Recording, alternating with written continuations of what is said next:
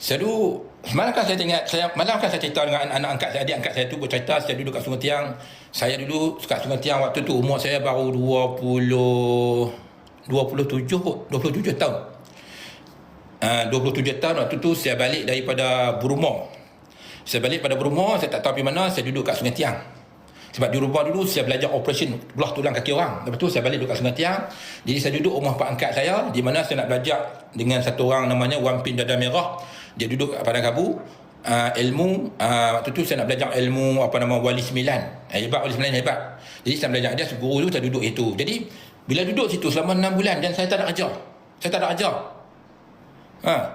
Sungai Tiang ada, Sungai Tiang Kedah, saya duduk kat Padang Kabu. Sungai betul saya dengan Kedah. Saya duduk Padang Kabu. Kan? Ya, Wali Sembilan, ilmu Wali Sembilan. Ilmu Wali Sembilan hebat. Kan? Hebat.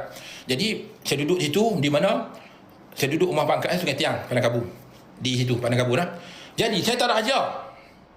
Bila duduk rumah orang, bila tak ada ajar, saya kira orang sakit muka. Saya takut juga mak angkat saya sakit muka sebab saya dah umur 20 lebih dah. Tapi tak bekerja, duduk makan tidur, bangun tidur, takut mak angkat saya sakit muka. Walaupun dia tak sakit muka, tapi saya beringat berhati-hati. Jadi saya kerja. Tak tahu apa, saya minta tuan.